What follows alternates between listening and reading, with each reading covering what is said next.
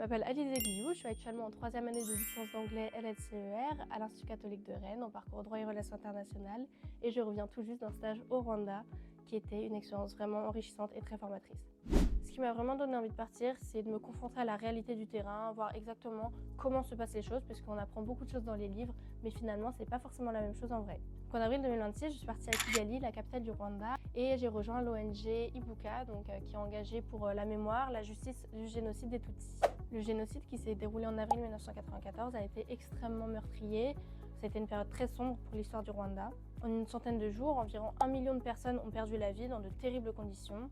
Toutes les victimes n'ont pas été retrouvées et encore aujourd'hui, on retrouve des corps, notamment quand j'étais en stage, on a retrouvé une dizaine de corps. Durant ce stage, j'ai effectué de la classification d'archives, de la documentation. J'ai aussi participé aux visites du mémorial. Moi, c'était le mémorial de Nyanza-Kuchikuro à Kigali. Donc, il y a énormément de personnes qui viennent visiter et surtout commémorer, puisqu'il y a environ 250 000 personnes qui reposent là-bas. On n'est pas sûr du chiffre exact. Quand je suis partie au Rwanda, ça faisait exactement 32 ans que le génocide s'était passé. Donc, j'ai également assisté à la semaine des commémorations qui a lieu en avril.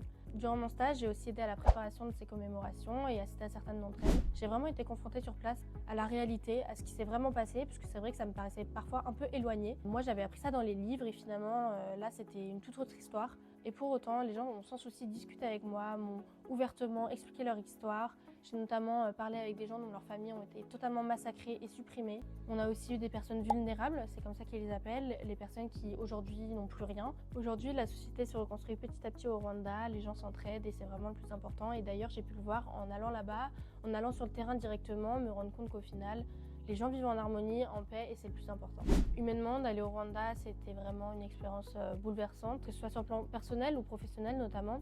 Personnellement, j'en avais entendu exclusivement dans des livres, dans des documentaires. Et finalement, de me confronter à la réalité du terrain, ça m'a fait prendre conscience de la réalité de ce qu'ils ont traversé, même si forcément je ne suis pas à leur place, je n'imagine pas vraiment tout ce qu'ils ont vécu. C'est en allant directement au Rwanda qu'en fait je me rends compte que le plus important c'est l'entraide, c'est le bon vivre ensemble. Forcément cette expérience m'a fait grandir, j'en ressors avec d'autant plus de connaissances, mais aussi avec des rencontres formidables. J'ai pu discuter, échanger avec des gens qui m'ont ouvert leur cœur, qui m'ont raconté leurs propres expériences. Une bonne partie des personnes qui travaillent au sein de l'ONG Ibuka sont des rescapés du génocide. Ils m'ont raconté leur histoire et m'ont expliqué qu'ils ont perdu les 3/4 de leur famille ou parfois qu'elles ont été complètement supprimées.